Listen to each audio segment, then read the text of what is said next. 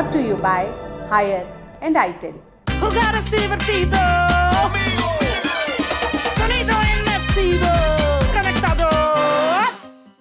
पत्रकारों की दुनिया आम दुनिया के नियमों के मुताबिक तो कतई नहीं चलती। जिन जगहों से दुनिया दूर भाग रही होती है, पत्रकार तेज़ी से उन्हीं जगहों की ओर जा रहे होते हैं ताकि वहाँ से दूर खड़े लोगों तक अलग अलग शक्लों में उन जगहों की झलकियाँ और ख़बरों के तमाम एंगल्स पहुँचा सकें। आज आपको ऐसे ही कुछ पत्रकारों की कहानी बताएंगे जो आप तक खबर पहुँचाने के लिए दुनिया के एक ऐसे हिस्से में मौजूद थे जहाँ उनकी मौजूदगी ही उनकी जान के लिए सबसे बड़ा ख़तरा थी।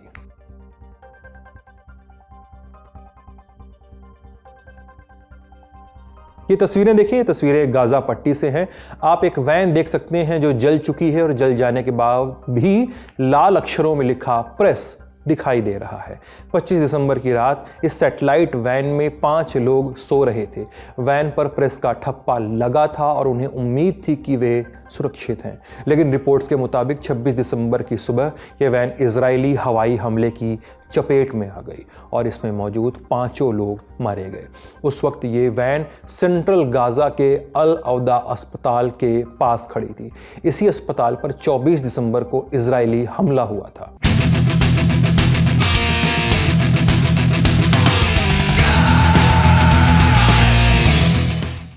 अब फिलिस्तीनी अल कुद्स टुडे टीवी चैनल ने दावा किया है कि ये 5 लोग पत्रकार थे और इसी ऑर्गेनाइजेशन के लिए रिपोर्टिंग कर रहे थे।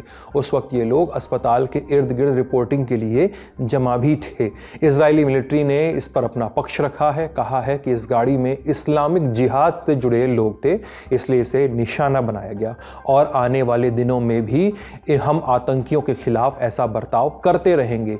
हमने हमले से पहले ही सारी सावधानी बरत ली थी ताकि सिविलियंस को नुकसान न हो। अब इस घटना के विजुअल सोशल मीडिया पे वायरल हैं। रिपोर्ट के मुताबिक इनके नाम हैं फादी हसूना, इब्राहिम अल शेख अली, मोहम्मद अल लदा, फैसल अबू अल कुमसान और ऐमान अल जादी। अल जज़ीरा की रिपोर्ट के मुताबिक ऐमान उस वक्त अस्पताल के बाहर अपनी पत्नी का इंतज़ार कर रहे थे जो प्रसव पीड़ा से जूझ रही थीं। कमिटी टू प्रोटेक्ट जर्नलिस्ट यानी CPJ ने इसी महीने इस जंग में पत्रकारों को लेकर एक रिपोर्ट छापी थी और दावा किया कि अब तक गाज़ा और वेस्ट बैंक और लेबनान को मिलाकर इस जंग में कुल 141 पत्रकार मारे जा चुके हैं।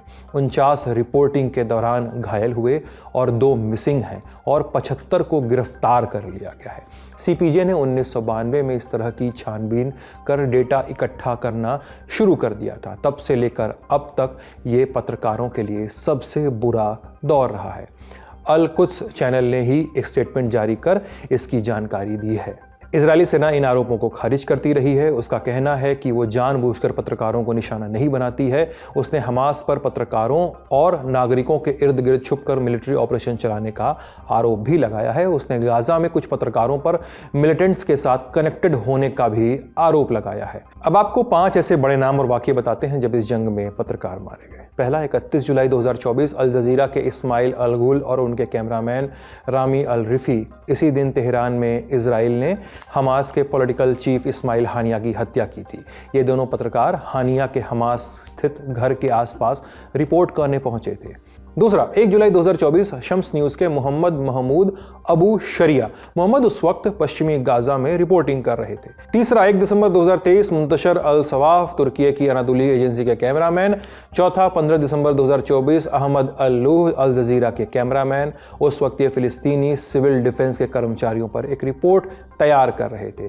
पाँचवा 14 दिसंबर 2024 अल अहमद बलूशा UAE के न्यूज़ एजेंसी अल मशाहद के लिए रिपोर्टिंग कर रहे थे। अब रुख करते हैं सुर्खियों का। पहली सुर्खी डेनमार्क से है। डेनमार्क की सरकार ने ग्रीनलैंड का डिफेंस बजट बढ़ा दिया है। ये फैसला ग्रीनलैंड को लेकर डोनाल्ड ट्रंप के विवादित बयान के बाद लिया गया है।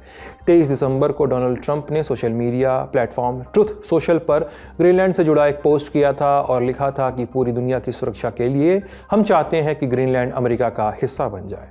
ग्रीनलैंड डेनमार्क के अंदर एक ऑटोनॉमस कंट्री का दर्जा रखता है, हमने पहले भी आपको बताया, माने एक स्वायत्त देश, लेकिन head of the state Denmark के राजा ही होते हैं यहाँ पे।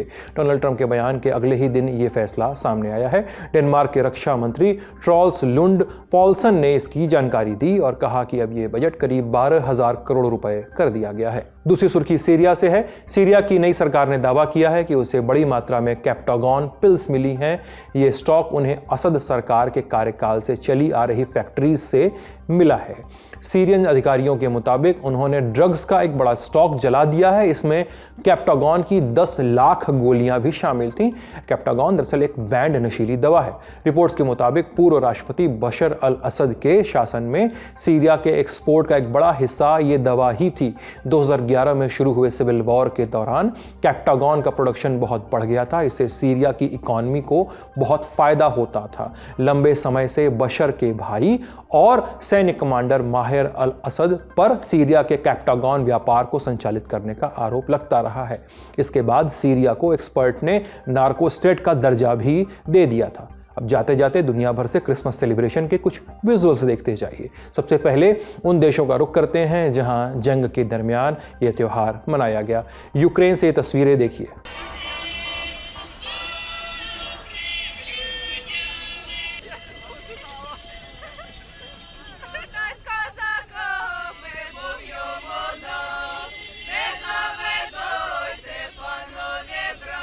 वहां से एक शख्स का बयान भी सुनिए। ये हमारी अंदर की इच्छाओं की एक झलक भर है। एक इच्छा कि हम अपने घर में सामान्य जीवन जी सकें। हम सब कुछ जानते हैं जो हो रहा है और सभी अच्छे लोग जानते हैं कि ये एक त्रासदी है, लेकिन इस तरह की एकता ये सिर्फ एक मार्च नहीं है। और मैं इस बात को जोर देकर कहना चाहता हूँ, इस एकता को जाहिर कर हम पूरी दुनिया को और सबसे पहले ईश्वर को बताते हैं कि देखो हम मौजूद हैं और हम जीवित रहेंगे क्योंकि हम एक अमर राष्ट्र के लोग हैं। अब सीरिया चलते हैं। नई सरकार के आने के बाद सीरिया के अल्पसंख्यक क्रिश्चियन आबादी के भविष्य को लेकर बहुत से कयास लगाए जा रहे हैं वहां पर। इस बीच वहां से कुछ तस्वीरें आई जो आप खुद देखिए। तस्वीरें सीरिया की राजधानी दमिश्क की हैं।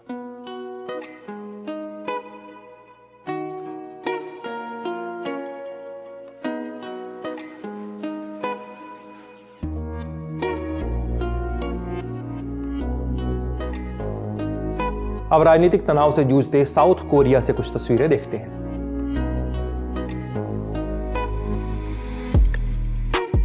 अब ब्रिटेन से ये तस्वीरें देखते हैं। लोग समंदर के पानी में तैराकी कर सेलिब्रेट कर रहे हैं क्रिसमस का त्योहार।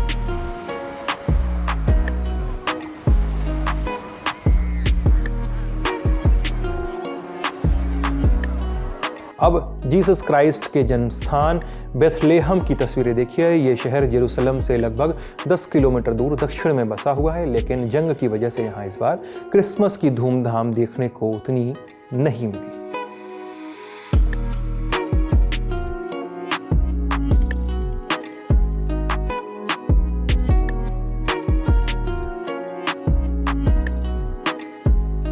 आज का दुनियादारी यहीं समाप्त होता है। अपना ख्याल रखिएगा, स्वस्थ रहिएगा, मस्त रहिएगा, देखते रहिएगा लल्लन टॉप। बहुत बहुत शुक्रिया। Good night.